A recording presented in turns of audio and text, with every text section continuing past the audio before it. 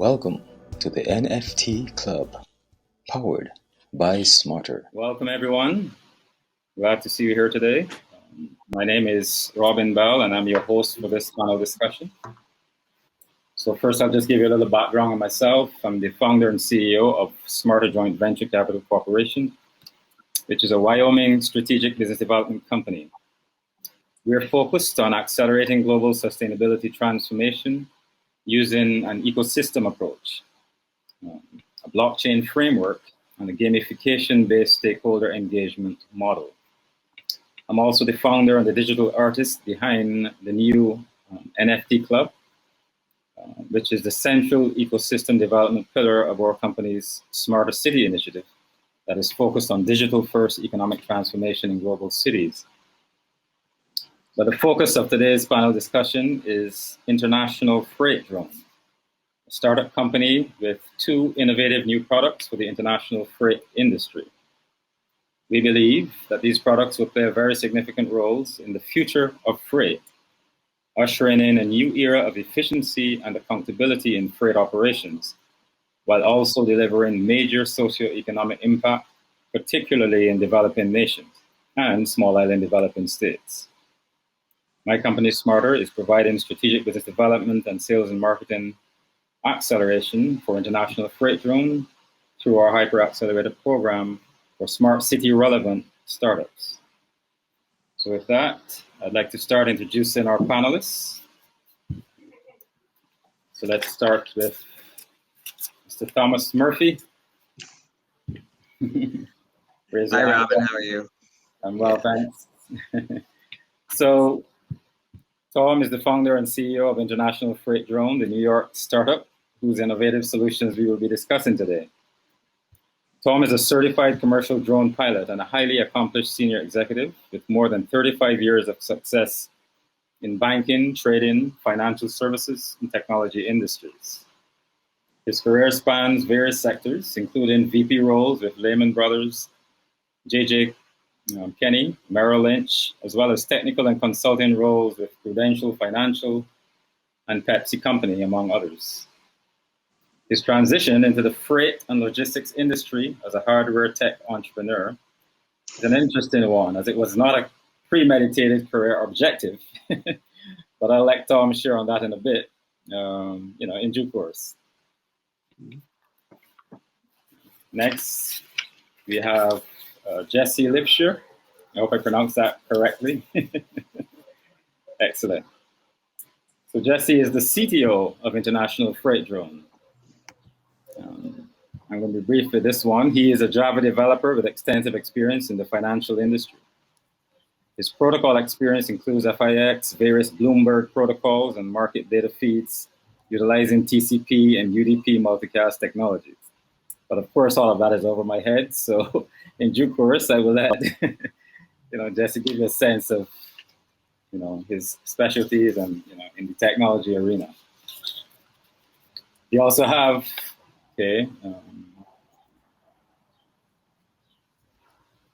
Mr. Todd Ruff. Hello. Yes. There you are. Yes. So Todd is the structures project lead for Butler Aerospace Defense, which is a defense contractor for the U.S. military, but works with other private sector entities as well. Todd is a seasoned engineer with diverse experience in the aerospace industry as a frontline structural analyst. His organizational skills and attention to detail has facilitated successful management of engineering teams, supporting various projects on multiple platforms. Todd possesses broad practical and analytical problem-solving skills as well, which brings a high level of value, quality, and efficiency to any engagement. Todd will speak to his role in this project as we proceed. Yes, thank you. I'm just serving as the project manager, managing Butler Aerospace's portion of the project, which is providing the engineering support, identifying requirements, and configuration for the drone. Yeah, we'll come back for a bit more detail on that, but I will just introduce the others as well. Thank you.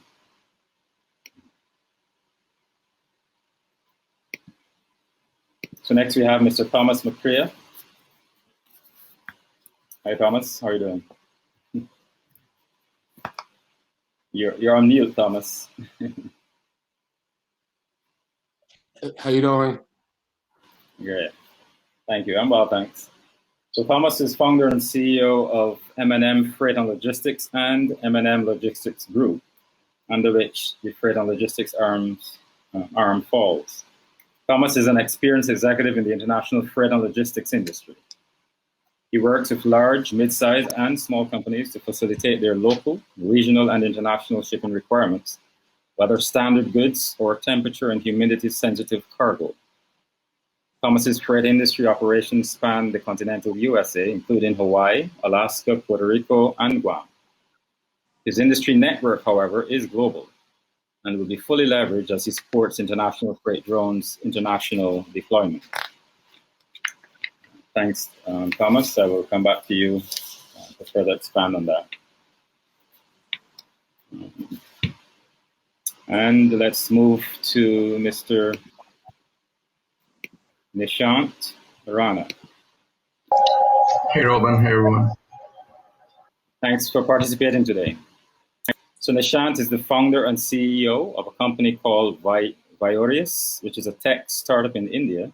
It's actually probably like going on to 3 a.m. for him right now in India. So we really appreciate, his making the effort to participate in this session today. So Viorius is a startup which is developing a technical ecosystem facilitating accessibility for future unmanned robots and integrated holistic management thereof. Nishant possesses over 5 years of experience in project management, team building, management, customer relations, logistics, IoT, and drones. He's equally competent with both hardware and software tech sectors. Thanks again for participating. And Thank you, Robin. lastly, we move on to Mr. Andreas Schwal. Did I pronounce that correctly, Andreas? That's correct, yes. Great. I love to get people's names pronounced correctly. So Andreas here is the founder and CEO of a company called Total Composites in British Columbia, Canada. Total Composites is a premium supplier of composite material truck bodies for commercial truck and motorhome builders. The company ships their truck bodies worldwide. So Andreas is originally from Germany, however, and he has a long family history in the composites industry. He has 30 years of personal hands-on experience in the industry, with 7 years owning and operating Total Composites in Canada. He's driven by innovation and new challenges. So thank you, gentlemen. Those are our panelists. And what I want to do now is to return to Mr. Murphy, founder of International Freight Drone. And Tom, I'd like you to, give us a quick summary of how it happens that, you spend so much time in finance and trading and, those sectors, and now suddenly you're here, building the world's first autonomous freight drone. So you want to tell us how that came about? Completely by accident. I was in Bogota, Colombia, giving a speech on technology for private equity companies. Mm-hmm. And at the end of that speech, or one of the speeches I gave there, somebody asked me the next best technology for Colombia. I said freight drones. I didn't know they didn't exist. But we had such an interest after that I decided that we really need to do it. And so the last 2.5 years, almost 3 years, we've been sorting it all out and getting guys that are on this panel that really understand all of the aspects of how to do this. It turned out it wasn't just the drone. We had to build an ecosystem to support the drones. And that's been key to allowing a lot of the countries that we're dealing with right now, allowing us to actually put these drones out. Okay. Well, what is interesting to me is that, a drone project of this nature and size and scope, is very significant on its own. But you've actually taken it upon yourself to include the creation of a completely new type of shipping container as well, a composite shipping container. So, what's behind the decision, to go the extra mile and bring that into the portfolio as well as to develop alongside the drone? When you start developing a drone, the first thing they usually develop is the container that they're going to carry. I started doing that and then realized that the only thing I had was a lighter shipping container. There's no composite shipping container that exists in the world today. They're all steel. So it's important for us. Once we did that, I guess Jesse and I just decided that, we have a real product here. So we found Andreas, and Andreas really put it all together and actually created this shipping container that now will compete with the steel containers of today. And with this shortage of containers, it's going to be hopefully a big seller for us. So. Okay. Well, from a strategic business development standpoint, I think it's a good move.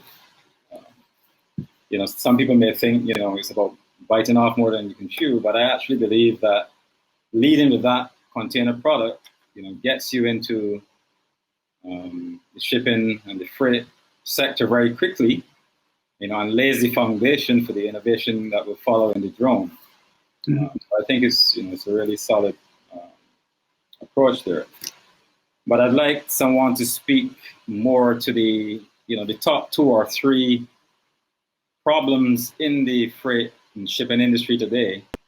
That you guys see this drone and the container, solving or alleviating and creating more efficiencies and so on. Would you tackle that, or should I let Jesse speak to that? Either way, it's the problem that we're solving really kind of more focuses on developing countries. The reason for that is the road infrastructures are so poor, and that's what jacks up the freight price. And Tom will speak to that, I'm sure. So what we're looking to do is to really find a technology that can address and get freight moved from rural areas in these countries to the cities, so that the country actually does better. Right now, if you look at Ghana, which is one of the countries we're doing, they're one of the largest producers of tomatoes in the world. About 47% of their crop never makes it to market, and that's a lot of money that's being lost in Ghana just on the side of the roads. So that's one thing we're addressing with the drones. We can actually move it such that we're getting it from farm to city in a couple hours versus days. Colombia, 18 hours, 12, or more is a normal movement for 200 miles, which is insane. But yeah. Okay. The actual container, Jesse, if I may ask, what do you see as? Oops, sorry. Where you are. Right. So Jesse, what do you see as the key differentiator of the containers, these composite containers versus the traditional steel container? Well, as Tom was describing the weight being a third to a half of the weight of the steel containers is a huge benefit with transporting, the cost of transporting and the capacity that you're able to transport. So if we're 2,000 pounds, 3,000 pounds lighter than a steel container, then that is that much more product that we can carry with the same, if not cheaper, Mhm. expense of delivering that container. The other thing about our container is that it's far more efficient as far as cooling. It's an insulated container. And Andreas could describe a little bit more of the details of that. But the when you're shipping produce, the expense of cooling that container is a big factor. So the shipping expense is from the weight difference and the cost difference from the cost to cool it are both big differentiators of our containers. Mhm. So it's just the insulation, or there are other aspects to it that make it more efficient. The efficiency comes from the insulation. It comes from the smooth surface. The outside surface is completely smooth, so it's more aerodynamic when it's on a vehicle, and it should last longer because it's not going to rust. It's not going to get destroyed from impact. A lot of the panels are repairable or replaceable. Okay. So if I'm not mistaken, it's also airtight. Is that correct? And watertight? That is correct. So if perchance one of these containers was mishandled on a ship on the ocean and fell over the side, so this container will float and be recoverable? Yeah.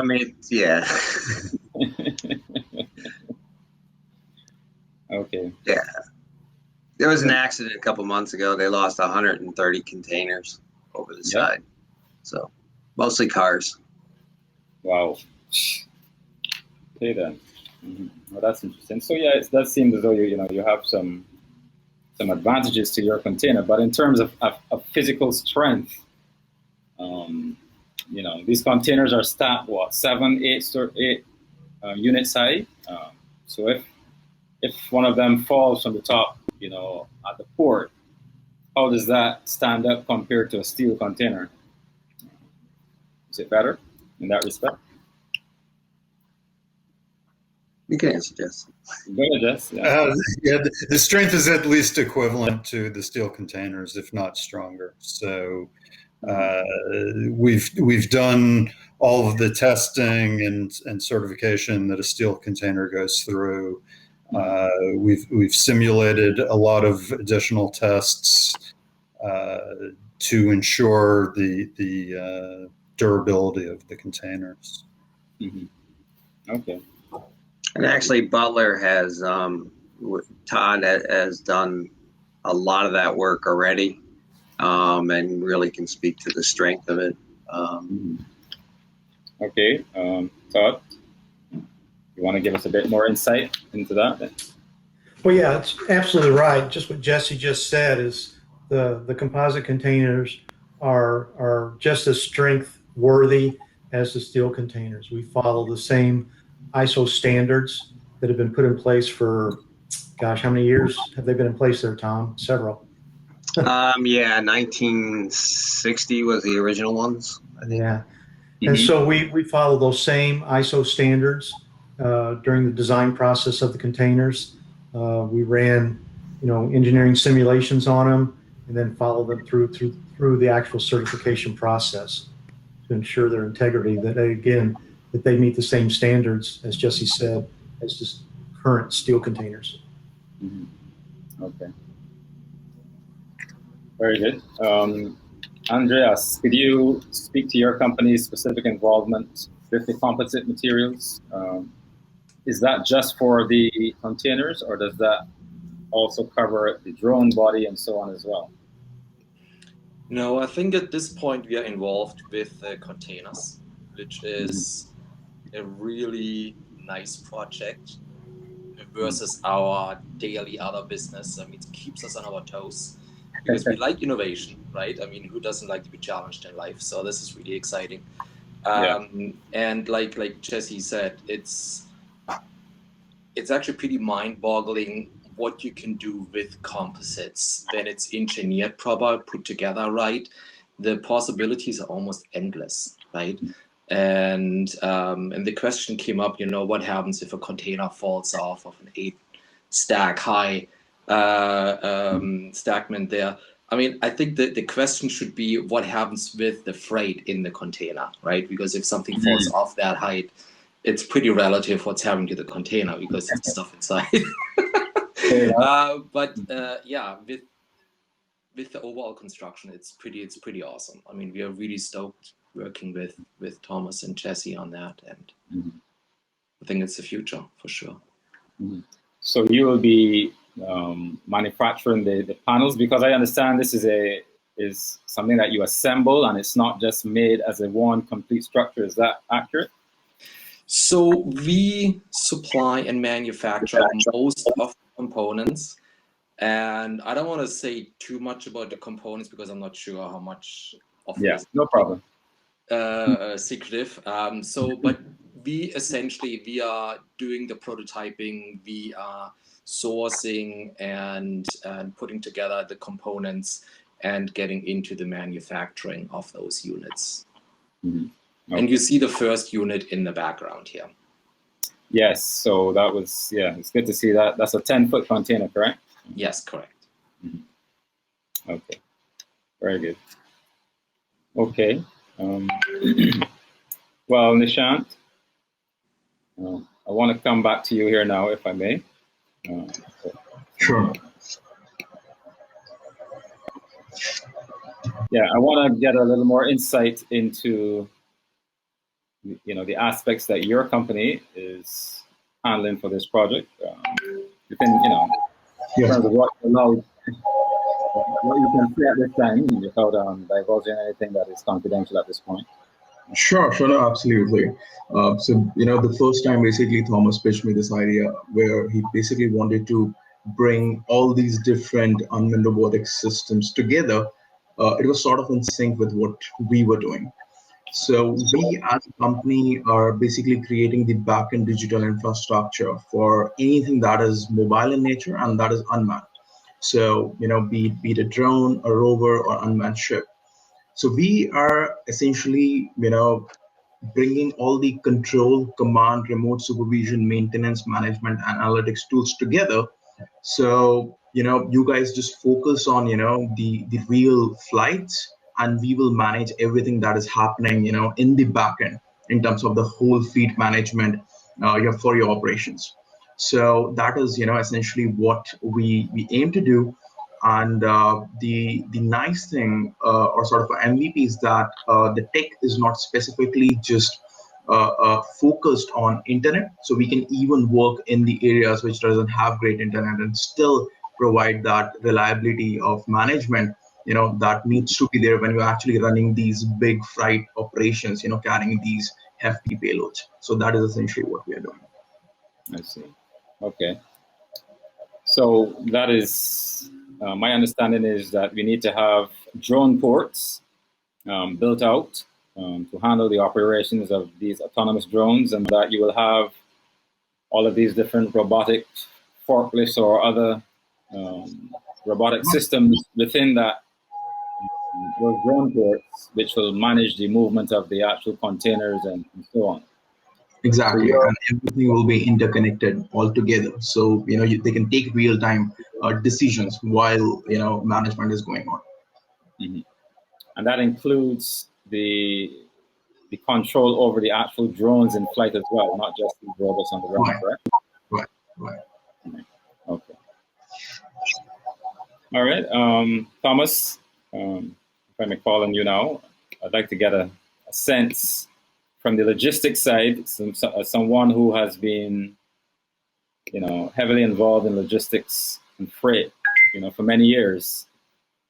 Could you speak to, how your company is supporting international freight drone and collaborating in terms of the rollout of this product in developing countries, and what you're bringing to the table in that respect?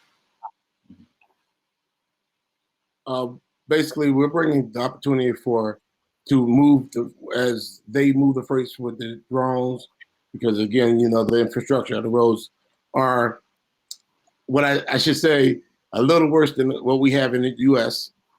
So the drones will come in handy there, like South America, Central America, Africa, and we're working with the different countries to provide, temperature controls, storage, dry storage with our strategic partners, so we can, so it can be, so that 47% can go to time, maybe what, 87, 90%, 95% of goods that are being transported, and that's, that we don't lose most of the goods that are being transported. So when they get transported from wherever they at, they need the storage prior to being shipped out, and that's where M&M and our strategic partners come in. Okay, so you're essentially going to be setting up cold storage facilities and so on to store produce and so on that is perishable and needs to be to be kept in a good condition prior to shipping and arrival, before it then gets transferred to trucks on the ground to move into cities and so on. Correct. So it's that supporting infrastructure. Packaging, storage, all the above. Okay. So currently, Tom, could you speak to what is the first region that you expect to be servicing in terms of building out the drone ports and getting operations going? I assume that's me. Tom, Question. That's a Tom Murphy question. Tom and I do this all the time. We never know who people are asking questions to. So we're looking to do 6 drone ports this year, provided we get the funding in place.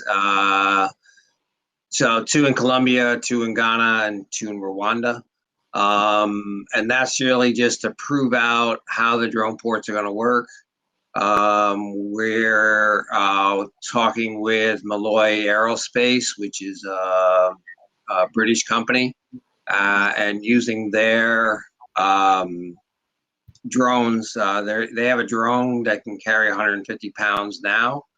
They have another one they're beta testing, which can carry up to 400 pounds. But the operation of those drones would be the same as when we get the bigger drones in. But this is something we can start this year. Okay, understood.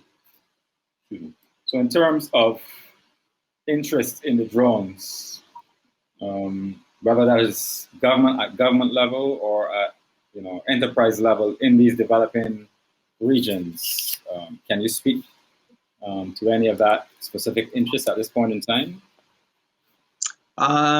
In certain areas of Africa, and Io, who's our business development guy, he's actually listening to this call. So, he's done a great job of getting us into the governments of those countries. So the government may be a buyer of those. More likely, like in Colombia, there's Apex Logistico, ODP. There's several logistics companies that have all said they will be buying these drones to move things. It's a better way in Colombia. Just takes too long to drive anywhere. So right now there's a bigger interest, I think, in the logistics side, the actual logistics companies. Tom can talk to a company, Afro Foods in Nigeria, that is looking for our kind of help. So, okay. Yeah, Afro Foods, their goal is to provide temporary, well, we call them small locations of temperature-controlled containers and dry containers to make a small mom and pop type shop in the different villages. So that's where the containers come in and will work in Nigeria with Afro Foods. So Afro Foods can provide pretty much a one-stop shop, small shop in different communities and villages throughout Nigeria. Okay, and Tom, I do believe I had in a previous conversation you had mentioned mining companies. Is there still significant? yeah, especially in the Congo. That's an area, a big mining area, but it's problematic in getting precious metals from the mines to the ports. So because the drones can carry a significant amount of weight, it would be 10 tons total. So that amount of weight would allow the miners, the mining companies, to get the precious metals to the port safely with no interruptions. So today it's a big problem in the Congo. So. Colombia also, by the way. And Colombia what? Colombia also. When we started this project, the guy we talked to is the CEO of the biggest mining company in Colombia. So. Okay. Obviously, flying such a large drone that can carry a 40-foot shipping container is not something you want to, to be flying over people's homes and villages and so on. So, perhaps Jesse, can you speak to what kind of arrangements you have to put in place, to be able to fly these drones in certain areas? A lot of it is the sensors that we have built into the drones. We have sensors that are kind of land scanning sensors that will monitor what we're flying over and avoid buildings, people, livestock in all areas. Our main focus has been the safety of these vehicles. And we take that really seriously, and whatever sensors we can include that will aid in that safety aspect we're pursuing.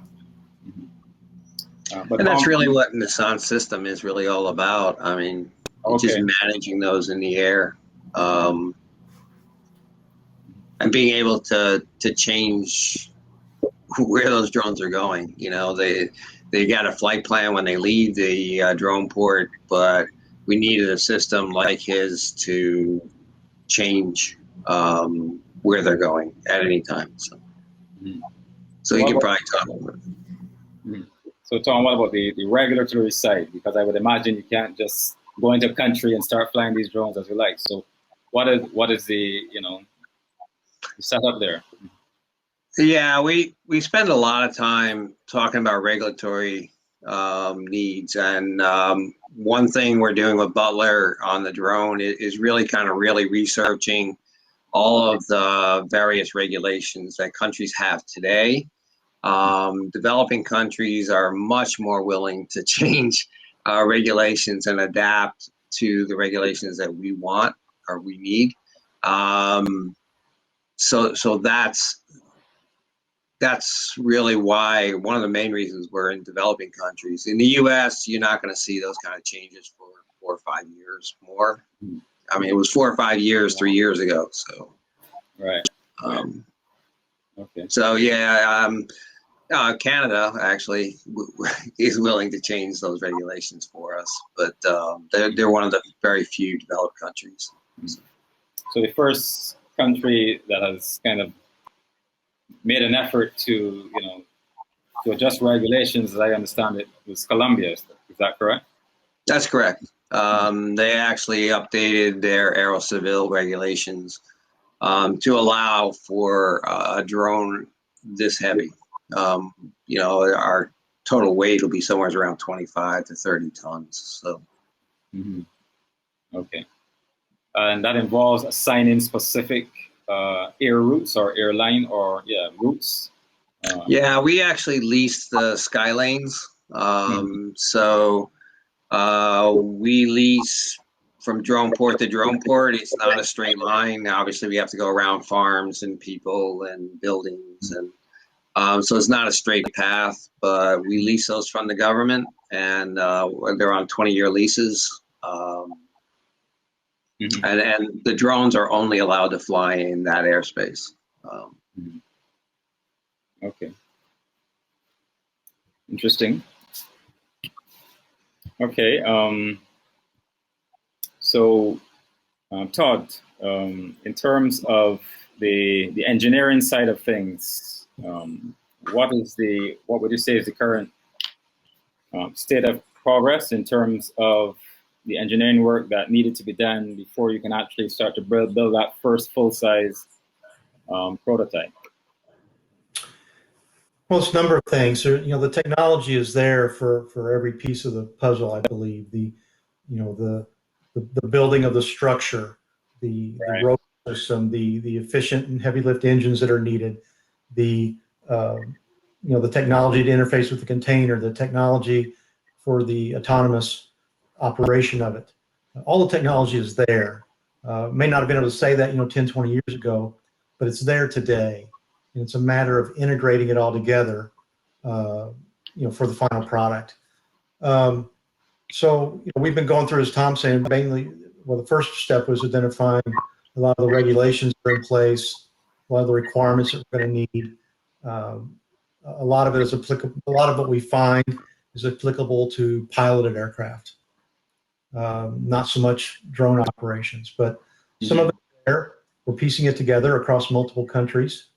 Identifying, the commonality between them, the differences between them, and what's missing that we need to define, and then hopefully we'll have an opportunity to maybe define some of those things ourselves and push them through with these countries, and that'll define the requirement. That gives us the requirements of what's needed for the aircraft. Right. Again, then the technology is there to build it. We just have to apply it all and integrate it together. Aircrafts have been getting built for decades now, right. Hundreds of years, decades. So it's just a matter of applying all this technology that we now have and integrating it together. I think we've come a long way. We've got a good configuration defined that that fits all the needs that I think Tom and Jesse have defined for us for the operation of it.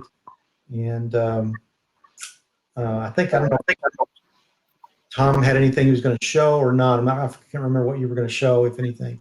I gave him the pictures, so. Yeah. Oh, did you? Okay. Yeah. But yeah, we've got a configuration that I think we've come up with. So now it's a matter of pursuing that on the engineering side, and start cutting some parts out, really, and putting this thing together, and then working, and then in parallel. Of course, you have to work everything in parallel, really, to pull this off. And, concurrent with building the structure, you've got to start developing the software and the electronics for all the systems as well. Okay. Just a note, Butler and Todd actually designed the container. So we had aerospace engineers actually design those containers. I'm sure they weren't happy when they first got the job, but they designed it to make sure that its strength and especially when it's going to be attached to the drone, that it's sturdy and can work. So if we could just put wings on the container itself, we'd be all right. Yeah. Exactly. Yeah. Yeah. Maybe Andreas can do that. So. Yes, Tom. This is the drawings that you gave me. Yep. Right. So we started off with a kind of an artist rendering drone, but it's morphed into this now, which is quite a bit more than an artist rendering. This is more of Quite a a bit more realistic. what? I'm sorry? You said quite a bit more what? I didn't quite get that. This is quite a bit more than just an artist rendering now. What you're looking at here is a more actual workable design configuration for the to fit the requirements that we need for these containers. That's what we're zeroing in on. Right. Okay. So in terms of the timeline, in terms of that first production, Tom, that first full-size prototype. Yeah, we're looking for mid 2022 to start building that. We're also talking with a company, Command Aerospace, to actually build it. They're waiting for Butler's designs, and with bated breath, actually. So okay. As soon as we get the designs done, and I think they're going pretty smoothly and a lot faster than I thought they would be. So. Yeah. So essentially, then we're on track by end of 2022. Early Q1 2023, we should have a production level freight drone. Correct? Correct. Well, that's our goal. Yeah. Right. And you don't see any challenges at this point, Todd, that should get in the way of that kind of timeline? Well, there's a lot of challenges, but that's our goal, is just to actually meet those dates. Yeah. Okay. But again, the technology's there, and it's a matter of getting all the right people together, which Tom and Jesse have been doing. Right. With Butler and Come On, working together. It's just a matter of pulling all the technology together. So if we get all the right people together, we can overcome any obstacles, and again, just put the technology together, make it all work together. Okay, I have a couple queries here from one of the attendees, Mitchell Bennett. He's with OEC Group. He says, is this venture focused on international and domestic? What challenges are in store to get this implemented in the international terminals? Tom, do you understand what he means by the international terminals? I think he's talking ports here. Is that too early to be talking at that level? Because I get the impression no, we're primarily international. We're not looking to operate in the U.S. or really any developing country immediately. We are looking. Keep in mind, the drone ports can't be in populated areas, so they're just outside the ports, or they're just outside the cities. The one in Bogota that we looked at is about 15 kilometers, I think, outside of Bogota. So our focus is really international, and that's one of the reasons for Andreas. A lot of these countries, especially developing countries, want to create their own containers. They want to assemble their own containers. So we're working with Andreas to try to make that happen, to develop, it's a give and take in a lot of countries. And so if we can bring the ability for them to assemble their own containers, then that's a good thing for us. But that only works internationally. Okay. He also asks, is there a strategy or reason these origins were of choice? I'm not sure what he means by these origins. These are highly difficult lanes via ocean shipping because of government corruption and non-synced supply chain infrastructural practices. So I don't know if he's speaking to the African, South American lanes or what have you. Pretty much any of those countries, yeah. And Tom can talk probably better to how to deal with that type of atmosphere. You know, working with the government so far for us has been great. We haven't had a problem. We have an anti-corruption policy with the company, so, and the governments know that.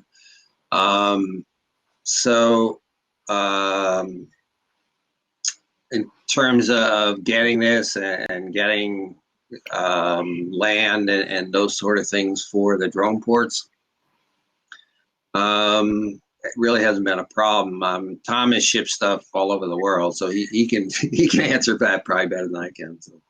Go ahead, Tom. Do you want to? As far as our, the governments that we're working with and the business companies that we're working with, they're excited about the opportunity to work with us, and you know the drones give them opportunity to build their economy. So right now we haven't had any problems with the governments, nor we have problems with the different companies that we're working with. The excitement is there, and we're excited to work with those guys. Okay. Very good. Yes, thanks, Michelle, for your contribution there. If anyone else has a question, please put it in the public chat there so we can see it and address it. Andreas, I know your company makes these trucks and so on. So is it technically feasible? Okay, I mean, maybe I should be asking Tom first. In terms of the materials that you're going to be using in the actual drone, you know, is it okay to speak to that at this point? What do you say? I don't know if we know enough.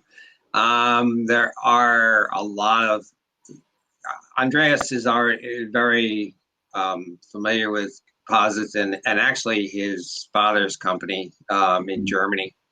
Let him talk to this stuff. So. All right. Yeah, I just wanted to make sure it's okay to address, yeah, no, it's fine. Yeah. Yeah, so I mean, there's a lot of similarities to our regular products, our expedition trucks and commercial truck bodies we are doing. But of course, those containers, they have to fulfill the international shipping standards, right? So they have to be built different. So our regular camber body construction we use is not good enough, right? And our camber bodies should never be able to have to withstand a shipping freight environment because it's a completely different animal. As you said in the beginning, right, you have 7-8 containers stacked on top of each other. When you watch them being loaded, they bang against each other and whatever else. So they are not being babied around. They have to be tough. They have to be durable. And with this project, they also have to be extremely efficient. Like they are airtight. So there will be no heat loss or cold loss. It means no thermal transfer. And that's, I think, is the biggest point on those containers, right? I mean, I have a sample here. This just should show you a rough idea of how a panel is built, basically. So we have a fiberglass skin on the outside, on the inside with the foam core filling. And this is not the exact dimension, whatever, what we use in the containers, but it should give you an idea. And because we have no steel inserts or plywood inserts, whatever you call it, heat and cold will not be transferred to the outside or to the inside. So whatever happens on the inside of the container stays inside and vice versa on the outside. And that's what makes it really efficient, right? It brings the operating costs down for the reefer unit, for the trucking company, and for the drones, of course, because they have to lug around way less weight, and the reefer unit has to operate way less hours to get to the same result. So it means your battery pack, your fuel supply for the reefer lasts a lot longer, which is crucial. Okay. All right, thanks, gentlemen. For those of you who may be on this session who are more interested in the NFT side of things, I just want to speak a bit to that at this point, so that you get a sense of what that is about. So my company has the NFT Club that is focused on leveraging NFTs, blockchain technology, strategically for business. We don't believe that NFTs are limited to digital artworks or game assets, in-game assets, and sports cards, collectibles, and so on. We see the application of the technology being very broad, and that our definition of art is essentially anything that involves human imagination and creativity. So architecture, vehicle design, fashion design, all of those are artistic expressions. And there are many things in outside of the traditional art that can be collectibles and are valuable to people around the world. So in terms of the drone, we're looking to leverage NFTs for the very first freight drone that comes off the production line a little over a year from now, so that we will auction that unit and include a number of perks, if you will, for the winner of that drone. So many people collect, people of means collect exotic vehicles, trucks, different types of commercial products at the high end and so on. And we felt that, those kind of individuals may be interested in owning the very first freight drone that goes into service, that can go into service in the world in terms of certification and so on. If they win the auction, they can choose to keep the drone, or they can choose to sell it on to a shipping company, logistics company, or whatever. That's entirely up to them. But we would want to include some elements. So one of those is exclusive access to certain commercial level participation with the company. I can't go into specifics of that at this point in time to ensure that we remain compliant. But those details will be unlockable within the NFT, and the winner can certainly take advantage of those things. And we'll be announcing a number of other perks as part of that NFT auction as well over the next couple of weeks, because we're looking to do that, introduce that NFT drop between the middle and the end of June next month. So this session that we have here is to provide some information about the actual drone and its production, so that people can understand that the parties involved know what they're doing, and the different players are legitimate and what have you. But at the end of the day, the proceeds, much of the proceeds from the drone from the auction of that NFT, that drone NFT, will be leveraged in terms of the sales and marketing infrastructure that my company will be deploying in support of international freight drone in the different markets that they're going into. Also, we're doing an NFT with respect to the actual containers. So we're going to have a bit of fun with that. We're looking to produce a 1/8 scale radio control version of the drone over the next 12 months. I'm sure many of you are familiar with all of these radio controlled jet fighters and different types of planes and helicopters that you see at these air shows and what have you. So that's what we'll be doing with that. But we'll be leveraging the 10-foot container as a subscription box. So the winner of that NFT auction will receive a subscription box in the form of that 10-foot shipping container with our specific artwork on it. And the first item that they will receive is that RC drone. And after that, we will be shipping them some additional items, and more details about that will be released in the coming weeks as well as we move forward. You'll be able to find some images of the the drone rendering with our artwork on it on our club website, which is smarter.club, SMARTR.CLUB. If you go to the store section, you will see both the drone and the containers represented there to give you an idea of what that is about. But the drop is not actually happening today. We just wanted to announce it today here to give you a sense of what is coming down the pipeline, and to just to demonstrate that one does not have to stick to the traditional digital art and collectibles, that NFTs are relevant in a number of different arenas. And in the shipping industry, with ticketing and managing freight and product and so on, I believe NFTs can be leveraged in that respect as well, in terms of provenance, certificates of authenticity for certain things that are being shipped. I know that the containers have a lot of tech in them in terms of sensors, taking photographs of every person that opens that shipping container after it's put on a ship or plane or what have you. So we expect to fully explore the potential of NFTs within the ecosystem of freight, to see what what can be done there to enhance efficiencies and provenance of authenticity within that that whole arena. So thank you for that. If there are no more questions, we will start to wrap things up here. We've been going for 1 hour at this point. Is there anything else that you would like to bring to the table, Tom, that I may not have touched on at this point? No, I'm good. Okay. So Nishant, if I may ask, in terms of what the actual application of your solutions would look like, are we going to expect a dashboard that handles everything, or will there be separate systems that will need to be used?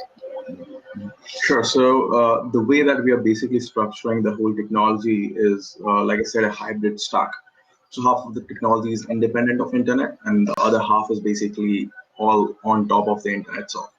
So we have a software which can be installed in any of your computational device. So let's say a drone port having 6 different drones will be able to directly get connected with that specific computational device and directly communicate with that itself. And the same will go for all the rest of the other smaller robots that could be a part of the drone port. Then the computational device will basically send all the parameters up in the cloud, which will then be used to be sort of integrated with everything else that is going on.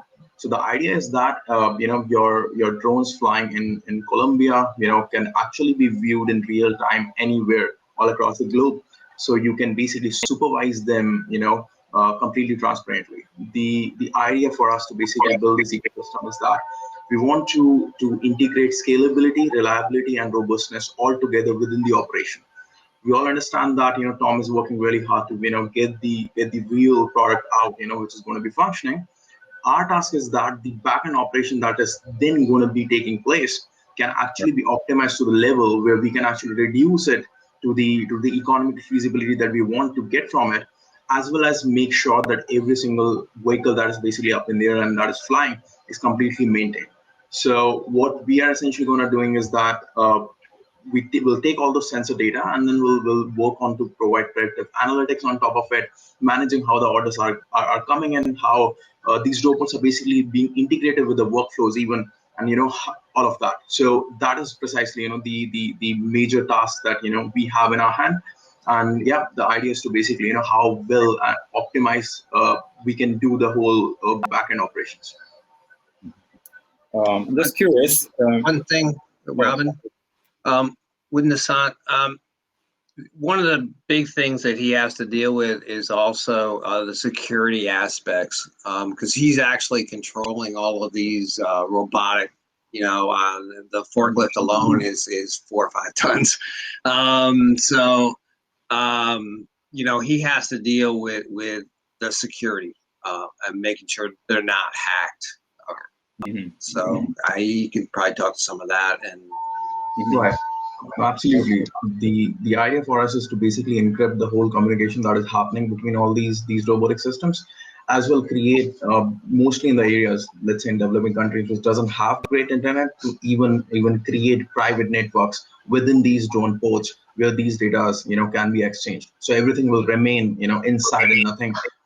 We won't be able to basically hack it from outside. So that is how basically we are basically looking to do it right now. But maybe as the time progress and we made better technological advances, we can actually encrypt the whole thing and wouldn't even require the private networks.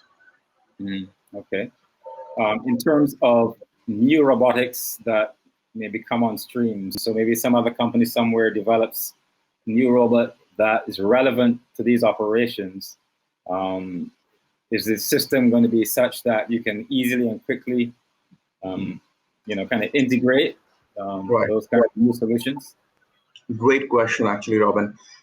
So the major sort of MVP that we are taking for ourselves is that we want to be universal in a sense that we want anyone to come up with their own hardware system, which has the mechanics done. They can create their own operating system. We don't care as long as we can basically communicate with the robot. So if we can do that, then we basically can make sure that the whole operation is perfect. So that is the only requirement for us, the communication part. Other than that, anyone can come up with any kind of mobile robotic system that can take commands, the kind of commands that we want to give to it. Move around, go to a specific location, deliver this, deliver that, all of that, and we'll be good to go. And would there be a protocol in place to really examine fully the architecture of any such new system to make sure there are no backdoors or anything that could potentially be exploited and compromise safety and security of the operation? Again, a very, very good question. So what essentially we are even doing right now is that for every single robotic asset that you plug into the ecosystem, we create a 13-digit unique identity for every single one of them. And this number is unique in itself, that we are basically tracing it down to the autopilot chipset that it is using. So essentially, till the point of time someone goes to the length of changing that autopilot, will basically very precisely know which function is being done by which machine, and we'll be able to basically track it down for further compliance. Because as you move forward, all of these different countries, they'll have their own regulation based on how autonomous operations are being done, and they would very much want you to basically share all those mission and data files with them. So we are also making sure that we record them while we do those missions, and then share it to whosoever wants that, along with integrating with the unmanned traffic management system if you want to integrate with that. So we're basically making sure that we have all of these different aspects of the puzzle, and we can actually integrate them all together when needed. So right now we basically have the base tech stack already done, and we are looking to move ahead and start actually implementing this with already existing drones. Okay, thanks very much. Sounds good. There's a question here for you, Tom Murphy. Have you faced any backlash from trucking companies in terms of potential job loss due to freight drones? How do you plan to address such concerns if they become a socio-political issue, like renewable versus coal? We have gotten some pushback from the unions in Colombia, that were worried about losing trucking jobs. As it turns out, and we did some analysis, Ruta N, which is in Medellin, they're like a research lab for the government. So they did a study with us, and we really actually increase local trucking jobs and take away the long haul jobs. So the equation, if you will, is the same amount of jobs, or actually there's more jobs with the drones than there without the drones. It's just that they're local and then they're not traveling the long distances. So that's really the difference. We did get significant pushback, and that's one of the reasons we're going to rural areas first in Colombia and probably the other countries too, where they can't drive today. There just aren't any roads. So that's how we're kind of starting, proving the technology, proving everything works right, and then we'll go. Mm-hmm. Okay. On that note of Colombia, though, I do recall you referencing the indigenous populations. Was it on the eastern side of the country? Right. Colombia, basically half of the country is the Andes Mountains, and the other half is the rainforest. The rainforest is sacred in Colombia. So there's almost no roads through the rainforest.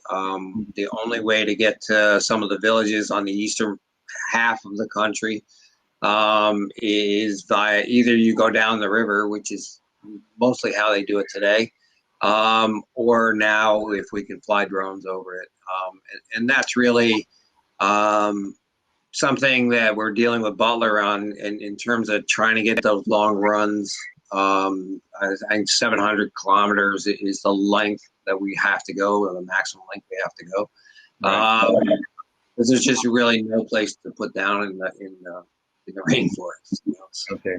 All right. Could you could you speak briefly to the social impact use case there with those indigenous people that produce what you said, stuff that cannot get out at the moment into the cities?